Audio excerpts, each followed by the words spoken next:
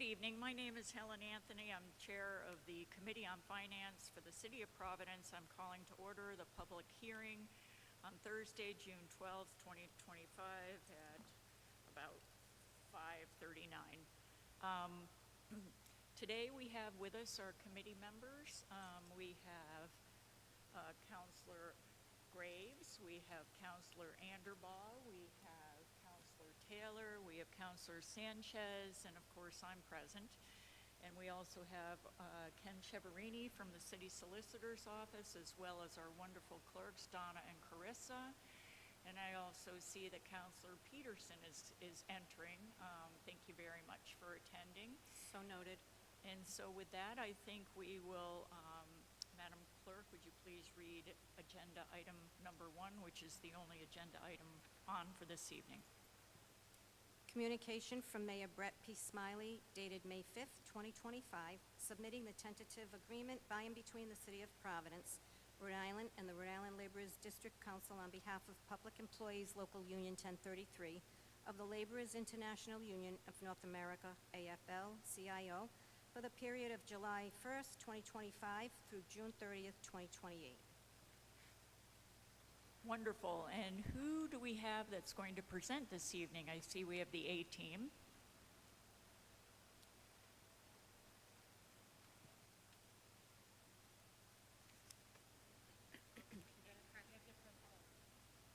The little person there. Can everyone hear me now? Okay, you can definitely hear me.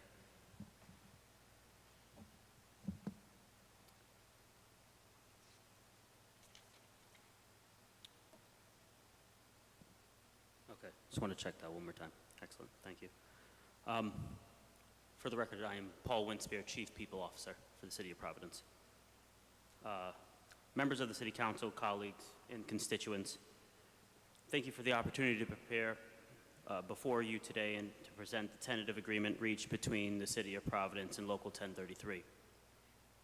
From the outset of this negotiation, the City entered a process with the honest understanding of our financial position, recognizing both the challenges we face today and the opportunities we must pursue to ensure stability in the years to come. Against that backdrop, our strategy was deliberate: to responsibly manage public dollars, uphold essential city services, and support the workforce who deliver those services daily. The city's goal was to preserve the value standards established in the current collective bargaining agreement, which expires at the end of fiscal year 2025, while taking a practical approach to equitable wage growth, operational alignment, and cost containment. This tentative agreement reflects a forward-looking compromise that safeguards the city's financial future, responds to labor market realities, and respects the needs of our workforce. Members of Local 1033 represent a significant segment of our municipal workforce, individuals who perform vital functions across administrative and labor departments. Notably, the average annual salary for members in this unit is approximately $60,000, which we understand much stress further today's cost of living environment. This agreement seeks to honor that contribution while maintaining prudent stewardship over the city's bottom line. Among the key terms of the tentative agreement are the following: a one-time $1,000 stipend, to be issued in June 2025. This will be paid with money that is already budgeted for in this fiscal year's budget. Across-the-board cost of living wage adjustments, COLAs of 2.75% in fiscal year 26, 3.5% in fiscal year 27, and 5% in fiscal year 28. Moderate increases that aim to provide relief while staying within our financial means and progress as the city's projected financial position improves. Enhancements to shift differentials and CDL stipends to $1 per hour and 75 cents per hour respectively, to attract and retain skilled workers in key labor roles, promoting and ensuring operational continuity. A gradual increase in employee health care co-share contributions to 10% collectively over the life of the contract, acknowledging the rising health care costs while helping to offset the city's share. Small targeted increases in dental and union benefits trust contributions, carefully limited to last year's agreement of this contract to avoid undue strain on the city's budget. Beyond compensation, this agreement addresses important structural and cultural changes. It adopts gender fairness, inclusive language throughout the contract. It aligns the definition of and application of seasonal employment with Rhode Island legal standards. It expands trial periods for job transfers and improved procedural clarity for disciplinary hearings, promoting both employee development and operational efficiency. More notably, this agreement includes a joint commitment to conduct a comprehensive wage study by the end of 2026, with awareness of the need to be more competitive regarding salary for our union workforce as mentioned by members of the council. This study will allow the city and the union to evaluate job classifications, pay equity, and market competitiveness. The findings will inform future salary planning and support a more data-driven and equitable compensation structure going forward. This tentative agreement reflects months of thoughtful negotiation grounded in realism, respect, and responsibility. It is not just a labor contract. It is a strategic step forward in managing our workforce in a way that it strengthens service delivery, protects the city's finances, and builds trust with our employees. I want to extend my appreciation to both the city and the union, negotiating teams for their professionalism and partnership, Local 1033, Ron Koya, Donald Ayunazi, Chief Operating Officer Courtney Hawkins, Director of Finance Sarah Silveria, and Deputy City Solicitor Ken Cheverini, and to you, the Council, for your ongoing commitment to good governance. I respectfully request your approval of this agreement, which represents a meaningful investment in our workforce and a disciplined approach to our shared future. Your review and approval of this tentative agreement will represent more than a ratification. It will affirm a shared belief in progress, equity, and responsibility. Thank you. Thank you so much, Chief. I know that we are going to be meeting on the rise. Is there, so we will have an opportunity for questions, but I think we might want to hear from all the proponents before we start asking our questions. Thank you so much, Chief. Thank you. And if you wouldn't mind staying, because we may have questions for you a little later. Understood. Thank you.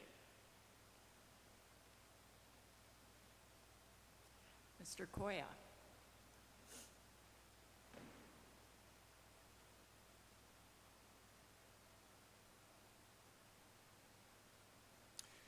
Madam Chairwoman, members of the council, I will be brief. My name is Ronald Koya, and I'm the business manager and secretary-treasurer of Local Union 1033, where I represent almost 800 public servants employed by the City of Providence. I rise this evening in favor of the recently negotiated collective bargaining agreement between our union and the city that is both fair to our taxpayers and fair to our members. As you know, our members are the ones that make the City of Providence work. We plow the streets, we fix the potholes, we maintain and beautify our parks, we issue the licenses and perform a wide variety of other jobs that keep our city going. The CBA before you this evening ensures that our members can continue to perform these services at a fair wage, both to them and to the taxpayers, and with the benefits they need to support their families. Further, it goes a long way to acknowledge and reward and recognize the hard work and dedication to our city that our members display each and every day. I strongly urge you to ratify this contract and send a clear message to our members that their work is appreciated and valued by the City of Providence. Thank you very much. Thank you, Mr. Koya.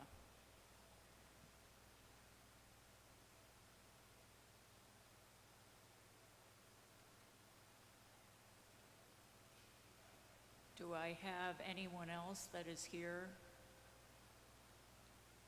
Hold on just a minute. I forgot to ask for the sign-in sheet. No wonder I'm wondering who's speaking.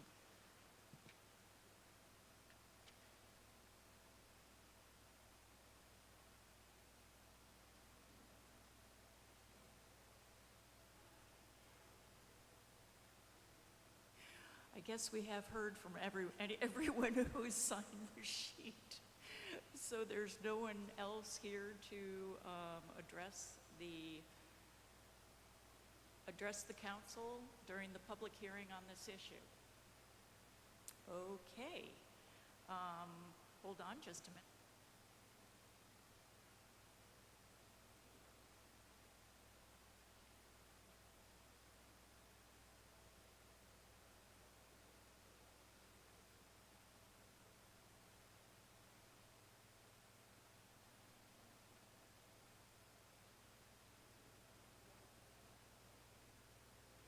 Okay, so I am going to close the public hearing, and we don't have any shuffling to do. We are going to be going right into a finance meeting on the rise.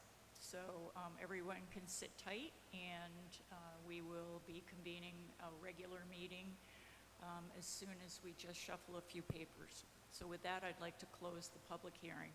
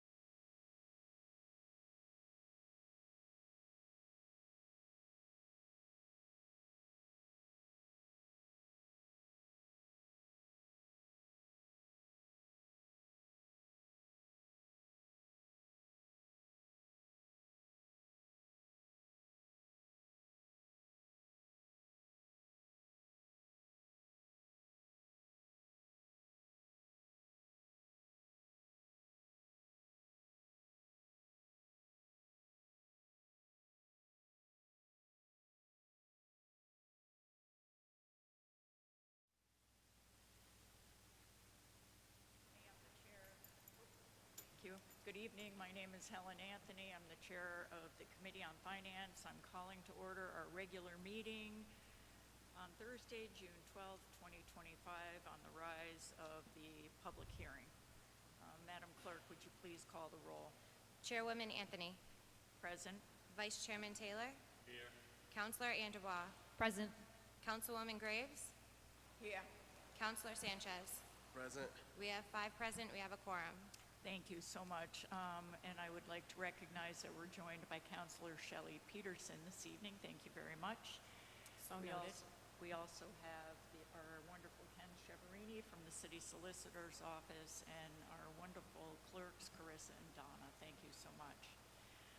With that, Madam Clerk, would you please read agenda item number 1? Communication from Mayor Brett P. Smiley dated May 5th, 2025, submitting the tentative agreement by and between the City of Providence, Rhode Island, and the Rhode Island Laborers District Council on behalf of public employees, Local Union 1033 of the Laborers International Union of North America, AFL-CIO, for the period of July 1st, 2025 through June 30th, 2028. Wonderful. And so I'd like to welcome whoever, I think we're probably going to have some questions this evening, and rather than you all sit behind the bench, we're going to invite you up to whatever seat has a mic. And first of all, if you would all stand in the front and we'll swear you in.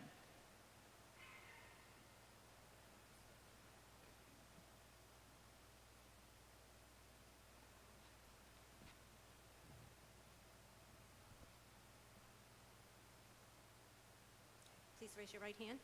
Do you swear under penalty of perjury that the testimony you're about to give is the truth, the whole truth, and nothing but the truth? And please state your names and your titles for the record.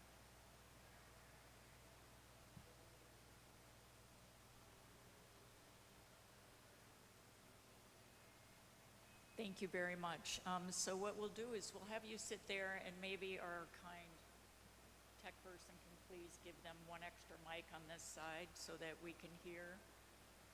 Well, they might want to sit together.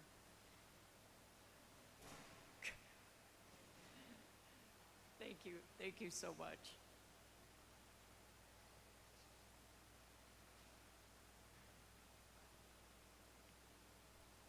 And don't think that you have to stand. If you prefer just to testify from your seat, you want to hand those out. Okay, all right.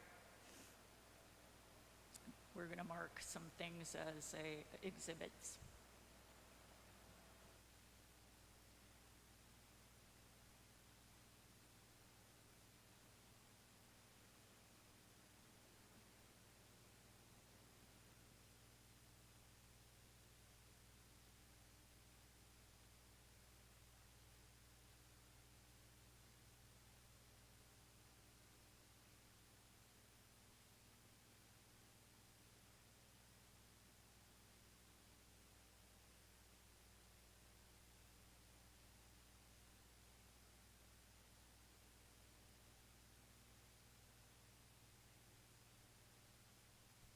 Are we also marking the fiscal note, Director? Are we marking the fiscal note also, or? Yes, there's a fiscal note to hand out. Okay, all right. So as we're passing these out, I would like a motion to mark the existing contract that is being amended as exhibit number 1. So moved. Second. All in favor?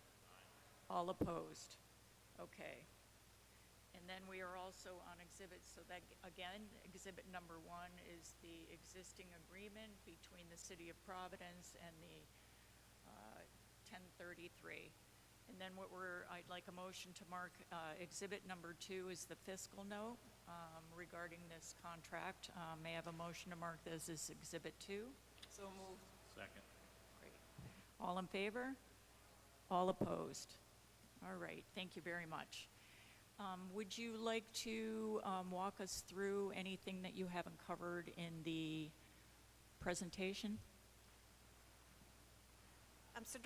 Chief Winspear, I believe, has already gone through an overview, so I'm happy to go through the fiscal note with you unless you have more questions for Well, we Chief will have Winspear. questions, but yes, please walk us Okay. through the fiscal note. Okay. The parties have negotiated a 3-year agreement covering the period July 1st, 2025 through June 30th, 2028, with a total fiscal impact of $10,376,213 across the city and the Water Supply Board. That is the total cumulative cost for all 3 years of this contract. The tentative agreement was unanimously ratified by the 1033 membership on May 2nd, 2025, and formally executed by the parties on the same day. Please note that the amendment agreement modifies the existing contract, which is set to expire on June 30th, 2025. The key fiscal changes in this contract relate to health benefits, wages, and other fringe benefits. In the area of health benefits, there have been negotiated an increase in co-share rates resulting in a savings of $311,769. This represents an increase of 3%, 4%, and an increase in the city's contribution to the local 1033 benefits expense costing $108,000 cumulatively across the 3 years of this contract. Moving on to wages and FICA, salary increases are proposed to be 2.75% effective for fiscal year 26, 3.5% effective for fiscal year 27, and 5% effective for fiscal year 28. The total cost of the cumulative cost of these wages is $9,071,113. There's also a proposed increase to CDL and shift differential of 25 cents per hour. This is at a cost of $410,280. And just kind of a fun fact, I went back 15 years and I have not seen these two stipends increased at least in the past 15 years. So this is the first in a long time. And then the FICA costs associated with these wage changes in fiscal 26 is $102,387. In fiscal 27, $233,061. And fiscal 28, $421,265. In other fringe benefits, there's an agreement to increase the payment to the LIUNA Pension Fund by 5 cents an hour, effective for fiscal year 28, so the 3rd year of the contract. There's an increase to the Union Benefit Trust Fund of 3 cents per hour annually, beginning fiscal 26, for a cost of $267,555 over those 3 years. There's also a one-time stipend of $1,000 for all active union members as of June 15th, 2025. Director, I'm so sorry. Can we Yes. interrupt because the numbers aren't quite jiving with what we have in front of us for some reason. So I sent over a draft this morning, and that was just the city portion. This is City and Water Supply Board, and in the back of your fiscal notes, there's 3 charts. One is for city and... You don't have the charts? That's what I just gave them, yeah.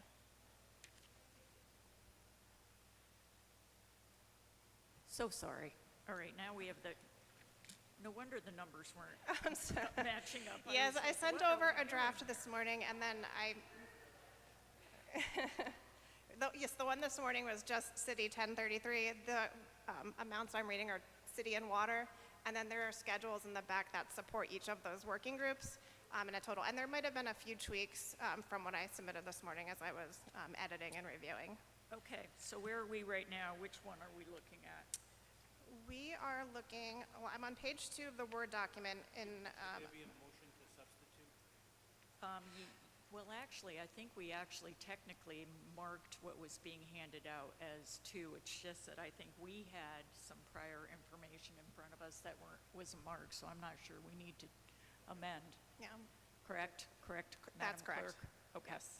So The numbers in the Word document correspond to the spreadsheet titled Local 1033 Fiscal Year 26 through 28, City and Water Supply Board 1033.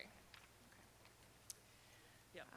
Okay, and so I'm on other benefits. It's a one-time stipend paid by the end of June 2025 at a cost of $686,000. And then for further detail, there are 3 charts attached to your handout so that you can see the cost broken down by City 1033 and Water Supply Board 1033. That makes sense. Thank you so much. I'm going to ask the first question. So, the stipend, is that fiscal year, is that being paid for from the fiscal year 2025 budget, and how does that work? That would be paid from the fiscal year 2025 budget. The way the contract is written is that stipend would have to be paid for the period ended June 30th, 2025. So that would be expensed in fiscal year 2025. So is that a part of last year's budget that we reviewed and approved? It would be a new expense for fiscal year 25. Okay.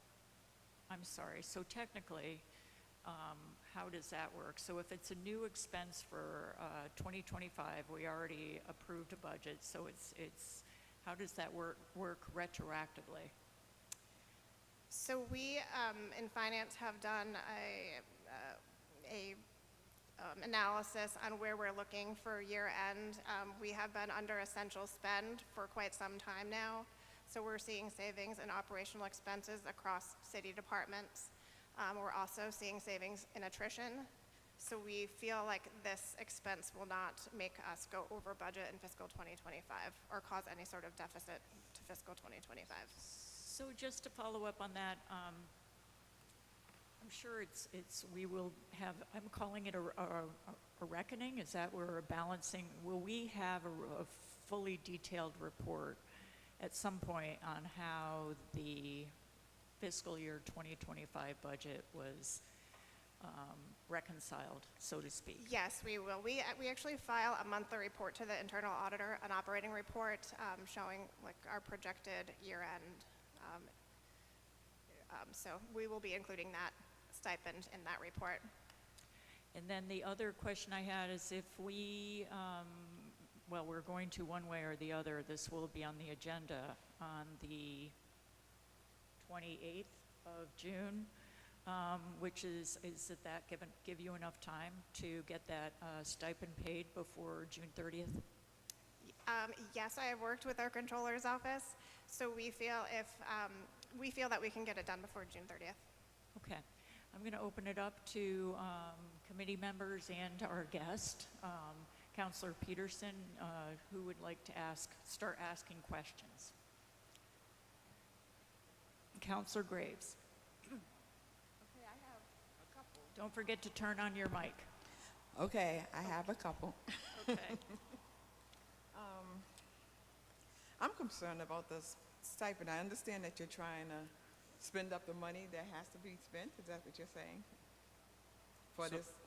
So the rationale behind the stipend is when we sought to negotiate around wages, the city and the union had respective positions on where we felt we should land, but in recognition of the city's current financial state or future financial state and its projections and when we anticipate that financial position will change, we got creative. And by creative, I mean recognizing that we already have money that's budgeted for in this year. We also recognize that cost of living adjustments are percentages that are compounded. So if we are looking to save by offering a lower COLA than what we actually paid our union members in this fiscal year's budget. Our last cost of living adjustment was 3%, so we actually have gone backwards on how much we've paid as a cost of living adjustment, recognizing that it still allows those union members to still receive some kind of increase, that though it doesn't meet the 3% threshold that they received in their prior year or in this current fiscal year, it also won't be compounded so that it won't become an additional future expense on the city by way of compounded interest in future years. Okay, staying on that same subject, the date that you have down here is by no later than June 27th, and the people can be on the payroll as late as June 20th. So this is, people can come on, you know, we just hire somebody, they're gonna get $1,000. I don't know if that's really fair to the people. And I know, I think the majority of this budget is fine. I really do. I think that the people deserve these things. I just have a question about that $1,000 and the timing. I don't know too many people that get hired and automatically get $1,000 stipend just for, oh yeah, you got a job, and by the way, here's $1,000. I don't know if that's really feasible or fair for the people that's been here for years. Now everybody's getting that $1,000. I don't know if you could cut it off at another time and date, but I really think that June 20th is really not feasible at all. I really have a problem with that. If I may, the rationale around that, and Sarah, I imagine you could speak to it from a financial perspective, but the rationale around it is, given where we are in terms of our hiring trends, we also have to account for those that will no longer be on the payroll as of the date that's listed there. So while we have an agreement that if so long as this does pass, we can get it done before June 30th, based on our anticipation for hiring people, I'm not confident that there's anyone that's going to fall into the threshold where they're just hired and receive the stipend. Whereas we have people that have, you know, if they're transitioning out of employment for whatever that reason may be, where they shouldn't also be entitled to the stipend because they're not on active city payroll at that period of time. So or for the people that are anticipated to start maybe right in that period of week, it's those that are active on the payroll based on what has been paid. So this is really designed in a way to be tailored towards seasoned employees that are a part of the membership that are on active payroll. And that in conjunction where we would anticipate our hiring would be throughout the month of June, we don't anticipate that would be a significant concern or an issue at all, for that matter. But I do understand the rationale around why that perceivably could be a concern. Director, I just wanted to clarify, so what you're saying is seasonal employees will not be included in this, receiving this stipend? That is correct. Seasonal employees are not union members, so they are not included in the stipend. So this stipend will only be available for current union members? That is correct. Okay, and there isn't any requirement that they will have been employed for any amount of time before they're eligible, is that correct? That requirement hasn't been defined, but that was evaluated when we agreed to the dates based on our hiring projections. Okay, so you have some dates that you have a defined group of people that are eligible to receive the stipend, and none of them are recent hires, is that correct? To the best of my knowledge, from the data that I have from here, I don't believe that many of them, if any of them, are recent hires, but we do have the spread of the union workforce that would be impacted by this $1,000 stipend. Director, do you have anything to add to that? Yes, I would just like to add that the $1,000 stipend does not become part of a base wage. So the COLAs next year are not based on an additional $1,000 of salary. I understand that. It's also not pensionable. So when we were looking at the contract and the future costs of that contract, rather than increasing COLAs in 26, 27, 28 further, we thought giving a one-time stipend that was non-pensionable, not part of base wages, was more affordable for the city. Councilor Graves, if you would like to finish, or do you want me to come back to you? No, I'm still have You go right ahead. Okay, I think I still have a problem with this in the date. So if you have a criteria where there's a cutoff date, say December or even February or something, but I really do have a problem with new hires coming in and getting $1,000. And people have been working here last year and the year before, and they were the ones that were promised this 3%, correct? These other ones had no inkling that there was a 3% anything on the table. So I really, that's one of my pet peeves. The other thing is,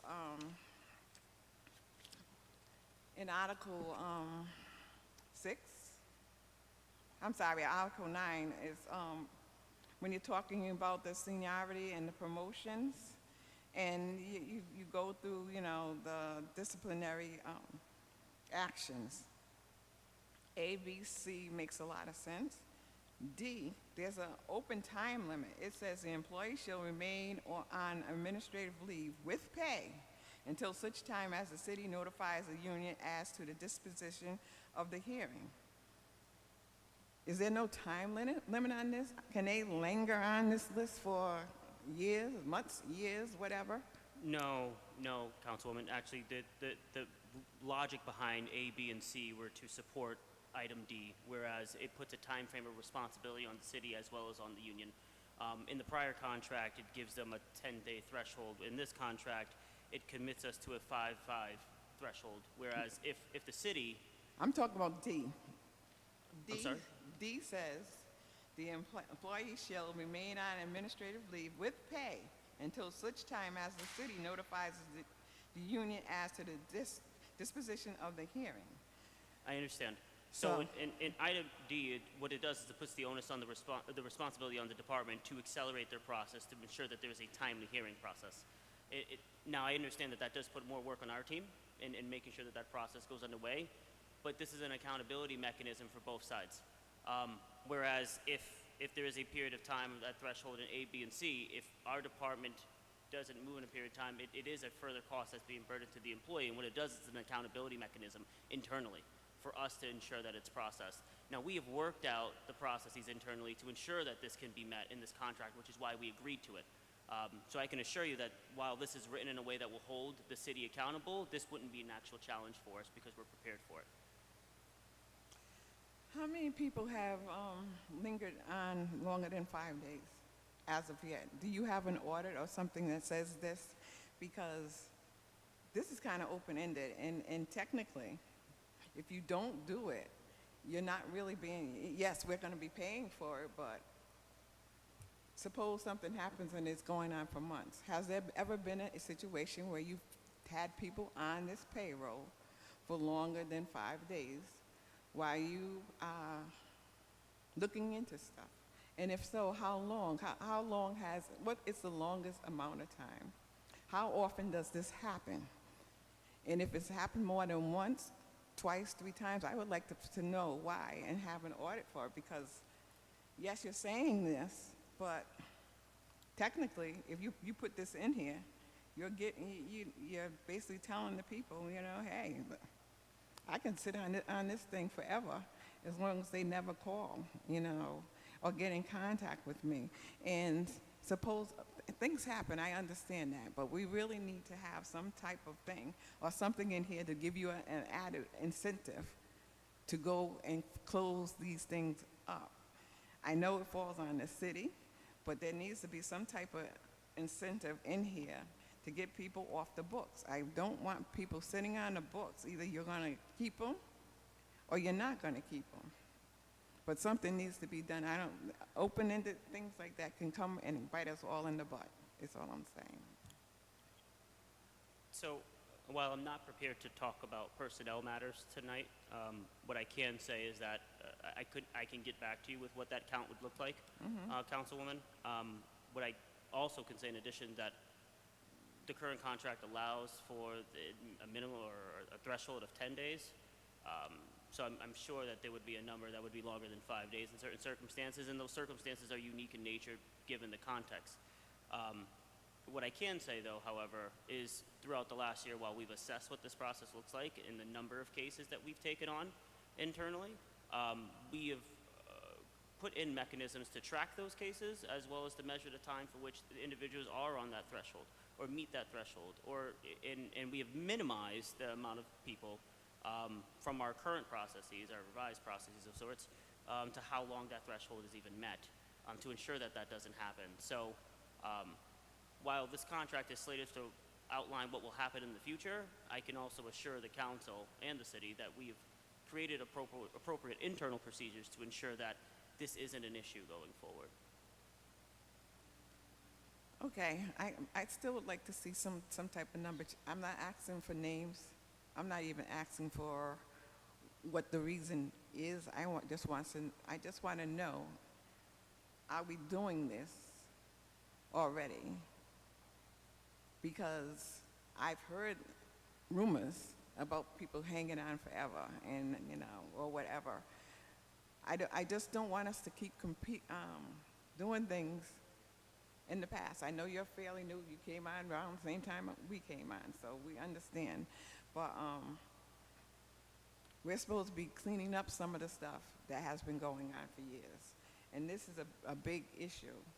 We should not have people sitting on the books getting paid while we sit around and gather. And sometimes we do know that if it's a lawsuit, it's going to take a while.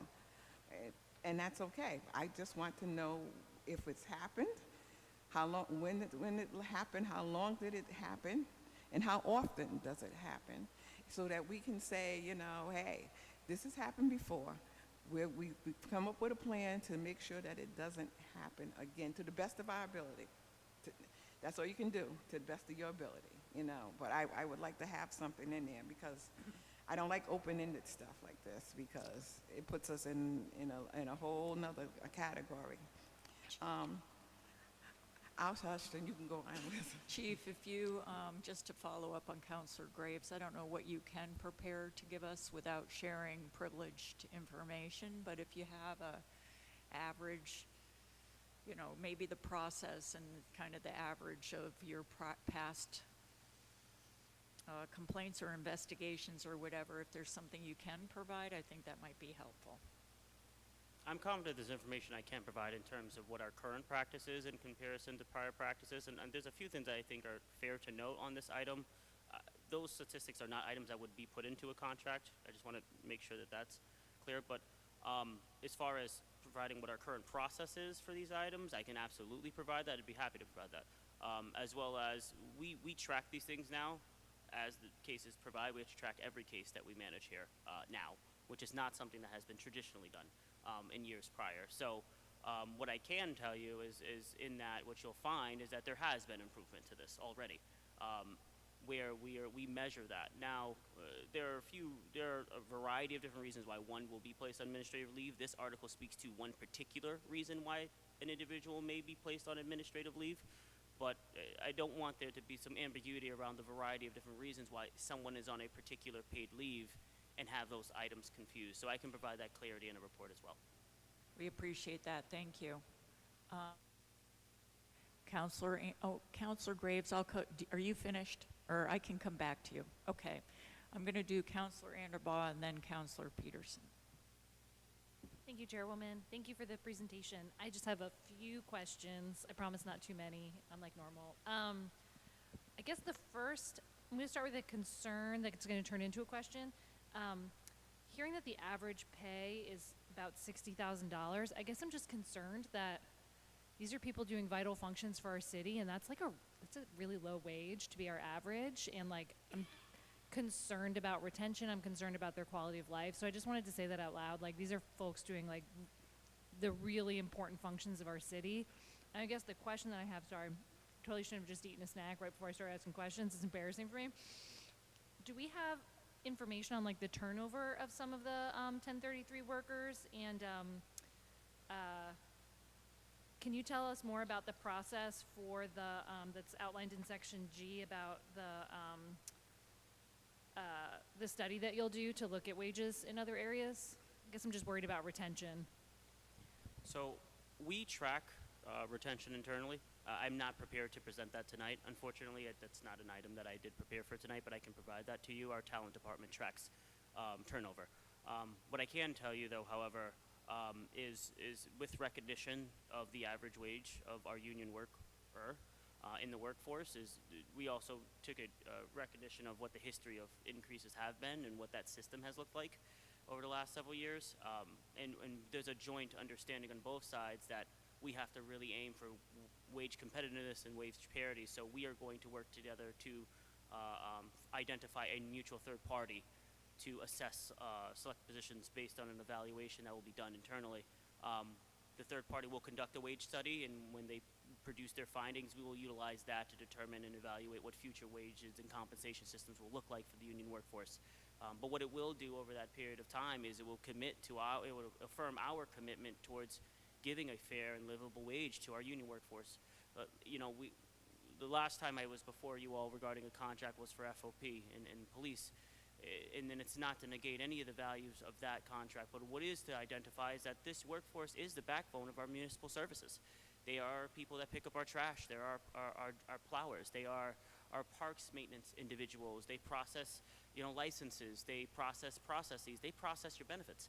I mean, the list goes on. So in recognition of that, it's our responsibility to ensure that we are fair to our workforce across the board, but that we're also competitive. And while this won't give them a resolution tomorrow, it'll be a commitment to the future, and it's something we can all look forward to. Can I ask another question? Just Go as ahead. a follow-up to that, in section G, it says the parties shall meet and confer on that no later than December 1st, 2025. Can you clarify who the parties are? Is it just the union and the mayor's administration, or is there any interest in having the council or a member of the council, be part of that discussion at all? Or that's just a question, it's not a recommendation? The parties being the city and the union will meet together. That's not really specified. We would collect of what that group would look like, towards that time, and come to the table. I couldn't speak to who the union would bring on their behalf, but we do know that jointly when the contract's negotiated between the city and the union, that is what we mean when we put forth that the city will meet with the union to select on that by that date. And then can you just clarify, sorry, two final things. One is, how many union members are there in 1033? We have about 547 Okay. currently. And then, this is all baked into the mayor's proposed FY26 budget that we've been working on, right? So all of the increases, like what was negotiated here is what we've seen in the presentations? That's correct. Okay. Okay, I think those are my questions for now. All right, and Counselor Peterson, and then Counselor Sanchez. Thank you. I appreciate the time, and thank you very much for the presentation. My questions are a little bit, hopefully easy. First one, did the union employees receive a COLA for 24-25 in the 24-25 budget? They did. It was 3%. They did. It was 3%. So the $1,000 stipend is in addition to the COLA. Is it an additional pay to the COLA, but it doesn't get contributed to that cost of living percentage for future years. Okay. Thank you for that one. And do union employees receive merit increases? The current compensation system is based on date of hire. So their increases is based on years of service. So there is no step increases or merit increases. It's strictly, excuse me, sorry, cost of living increases and then the amount of years worked. That is correct. It's based on years of service. But there are steps, so each union grade currently has 5 steps. It's not based on merit, though, as Chief Winspear was saying. It's based on years of service. On your anniversary date, you move up to the next step. So if I can just ask an example. So I started, what's today? June 12th, 2024. On June 12th, 2025, outside of a COLA, am I receiving an increase? If you are not currently at step 5, you would, but it's based on the quarter, so it wouldn't be that exact date. It would be June 30. It would be a June 30th. Okay. Okay. I might have to come back to that one. But can I ask 2 more questions? Go right ahead. Thank you. With regards to the CDL stipend, and it's section, I want to say it's section 5, 6, 7, 8, section 7, section 6, letter E. It's saying that the CDL stipend increases 75 cents an hour. And then it talks to the employee committing to working out of the equipment operator assignment. Can you talk a little bit about that? Is that essentially, I just want to ensure that there's not a demotion happening simply to be able to receive a 75 cent per hour stipend? No, there's no demotion associated with that at all. That's a stipend that gets added to your base wage per hour. So if equipment operator,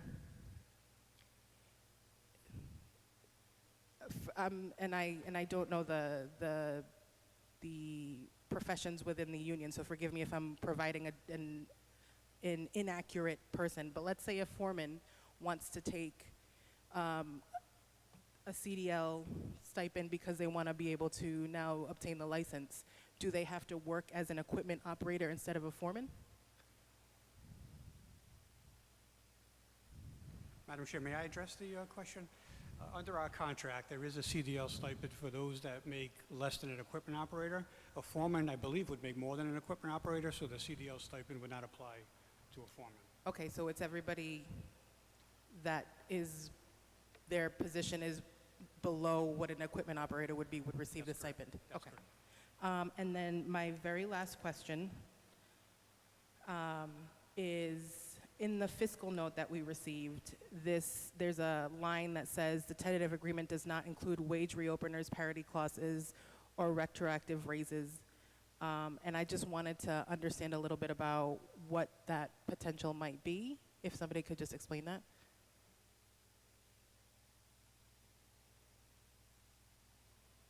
So if an agreement takes after the fiscal year for it to be ratified and confirmed, there's a retro element that's applied where you have to apply that extra money now because you have to pay backwards in time. So this contract is set to expire on June 30th. If that's not ratified after the fact, it's a period of time where whatever they make is based on whatever the contract ended at, tentatively speaking. Whatever that difference is an added amount that would need to be paid backwards. So while we can budget for what the contract looks like as of its effective date, we can't. It's complicated for us to budget for what it would look like if it's not approved. And we can go back and assess that given that period of time if that becomes a reality. But we should at least, for transparency, let you all know that this is based on, if this is approved, this is what the dollar amount looks like. Thank you very much. Okay, now Councilor Sanchez.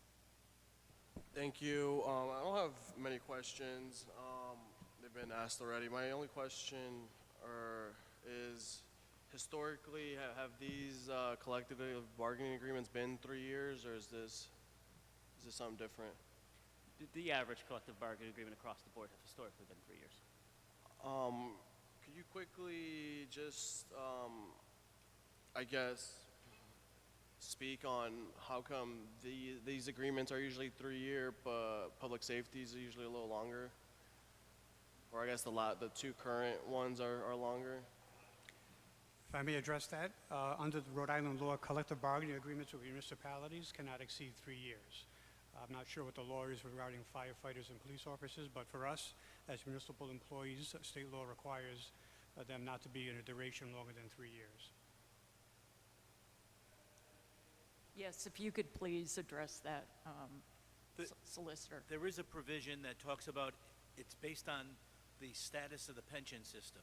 So due to the critical nature of our pension system, you could extend the life of the contract, which the city did in the instance of police, beyond the 3 years because of the critical status of the city pension system. So there's a caveat to the rule that Mr. Koya is addressing.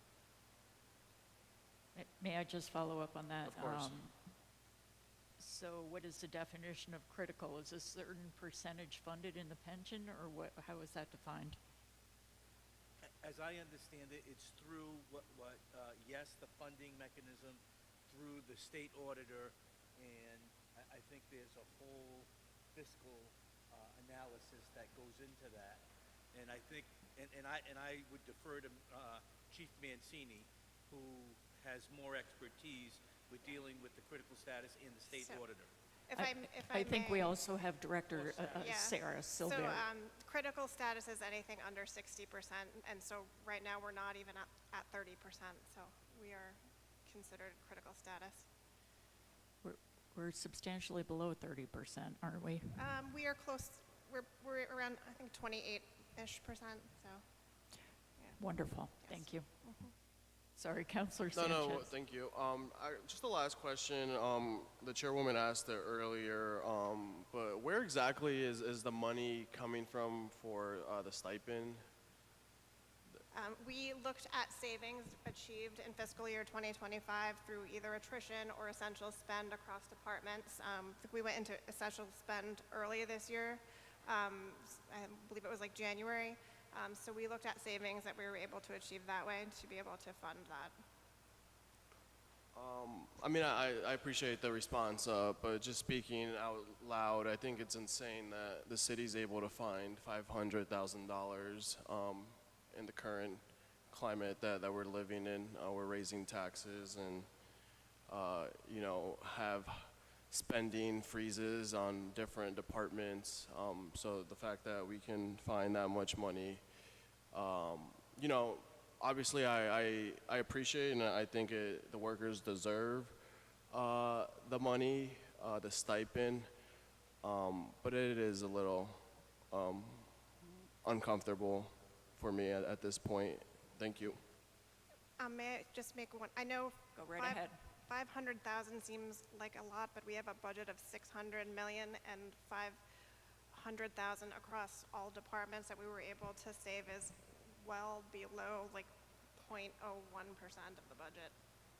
I mean, I would just respectfully push back and say, I mean, even though we do have 600 million, what I've been telling my neighbors for the past 6 weeks is what we actually have control of is 20 to 30 million. So 500,000 compared to what is in front of us council members, I think is a lot. But to reinstate my main point, I think the workers deserve it. I will be approving this contract. I think it's a fair contract. Definitely appreciate all the workers here in the city of Providence. But just want to put that on the record. Thank you, Chairwoman. Thank you. I think I have Counselor Taylor and then Counselor Anderbaugh. Okay, so first of all, Ron, thank you for, and thank all the workers out there because they do an excellent job, 1033 there. They work at low wages, especially with CDL workers. I know that they can go work for the state and do the same job and get paid about $20,000 more. So and that's truth. So as far as the $1,000 stipend, I mean, they did that in the state. The state gave out more than that, actually. They gave like $1,200. And also in the state, they gave out about the same percentage, but the percentage was high then low. So I appreciate that you guys came in and accepted the low and then going to the high as far as the pay raise. And even when they're done, they're still going to be lower than a state worker. So I know that we've all seen it. We've been in the finance committee. We can't get cement finishes because they're not getting paid enough. They don't want to do it. We can't get. There's a lot of positions that are unfilled. That I'm talking the lower jobs, not the bigger jobs. That's a whole different thing. But people just don't want to work for this money. They, like I said, they can go to the state or they could go learn their own, be a cement finisher and get paid more money. So I'm going to be voting for this contract, and I just want to put out there that I appreciate everything that you guys do, and I think you, the 1033 workers, deserve more. I wish we had more to give, but unfortunately we don't. But I just want to put on the record that it's not that far off from the state. And as far as the other thing, I know Councilwoman Graves was talking about the wait for the 5 days or whatever. That is also less than the state. The state does more. They do like almost 2 to 3 weeks as far as getting in trouble. And not that I get in trouble, but I just know that's the case. But the biggest thing we really need to look at as far as, and it's not in here and it's not their fault, and as far as keeping people on the record, we really need to look for the pension system and try to get the people quicker. If they're not coming back, get them off the records. That's the biggest issue that I see. And also I'd like to congratulate for you guys for, because we all know the biggest elephant in the room is the pension. And, you know, the 3, 3, and 4, I believe that puts you up to police and fire. Correct me if I'm wrong. So that is the increase on medical co-shares, not on the pension. Right, but they'll be up to, as police and fire through the times, right? So right now, police, are you talking about the The contribution copay, yeah, the contributions. to the pension system? Yeah, So we are not changing 1033's contribution to the pension system. We're Oh. changing the medical co-share on their health insurance. okay, so it's on their end, they're gonna end up paying more. Yes. Got it, okay. All right, but thank you very much, and I will be approving this, thank you. Yes, Counselor Anderbaugh, and then Counselor Peterson. Awesome, thank you. I promise this is my last question. Can you explain the article, I'm not going to pretend like I can read Roman numerals, duration of agreement, where it says it's year to year thereafter unless either party at least 120 days prior to June 30th, 2028 gives notice in writing. What happens at the end of this contract? Is it renegotiated? If it doesn't get renegotiated, does it continue on based on the last year? Sorry for... Madam Chair, I could address that if Please. permitted. We typically, at the end of every contract, within 180 days of its expiration, typically in January, send a letter to the city of our intent to renegotiate the contract. By Rhode Island law, that notice is required, and we provide it to everybody that we have a collective bargaining relationship with. And again, typically, it's within the month of January, give or take. We send a letter to the mayor, and that begins the formal process of the collective bargaining sessions that begin whenever we get around to first meeting, which is usually sometime in February, March, give or take, and hopefully conclude by June 30th, which in this case we did, and we were very proud that we did. We got to an agreement rather quickly. But again, we, ever since I've been around, send that letter of our intent to renegotiate. We begin negotiations and hopefully end up with an agreement by June 30th. In some cases, we go beyond June 30th, but we, as a rule, make the contract retroactive if we go beyond July 1st. Sometimes with a wage increase, sometimes not, depending upon the circumstances, and I'm speaking for 30 years' worth of experience. But to answer your original question, it's our intent, it has always been our intent and our practice, and we've followed it to a T, to send that letter out of intent, and we begin in earnest, I want to say February or March of that year. So what happens in your experience if you don't get the agreement by June 30? If we don't get an agreement by June 30th, under Rhode Island law, under the evergreen provisions of our state law, the contract remains in effect as long as the parties continue to negotiate. And I will just add, if he doesn't get a letter out, I promise I'll get a letter out to him. Okay, Counselor Peterson. Thank you. Mine is more of a, I guess, strategic planning kind of question. Fully understand what we're doing and the projection of what we're going to be and how we're supporting our union employees. And to Councilman Taylor's point, it's absolutely well-deserved. They're doing some of the most laborious of positions that we have here, and it's only fair if we could do more. I think we absolutely should. But I would be remiss if I didn't account for the fact that we are pretty consistently in a state of influx when it comes to our finances. And one question that I do have, and this is more for our finance department, come year 3, that increase is at 5%, and it's no secret that every other contract, I'm sure, is going to have some sort of similar trajectory. Are we prepared to take on what's going to be coming to us, and in terms of how we're preparing for additional revenue, what it is? We're all hearing from our neighbors that increases in taxes just are coming. It's just not working out for the homeowner, many of which are also Providence employees, if we're talking about it honestly. But I just want to kind of understand what we're looking at in detail, because these are very important questions to our neighbors. Yes, definitely. So the kind of pushing off the higher COLA to the 3rd year of the contract was done purposefully, because we know that fiscal 26 and 27 are going to be very difficult years while we're still under the Crowley Act and under the court order. So as we move into year 3, I do think that we will have the fiscal flexibility to be able to meet this contract Okay, any other questions or comments? Hearing none. Is there a motion? I'd like to make a motion, we approve. Second.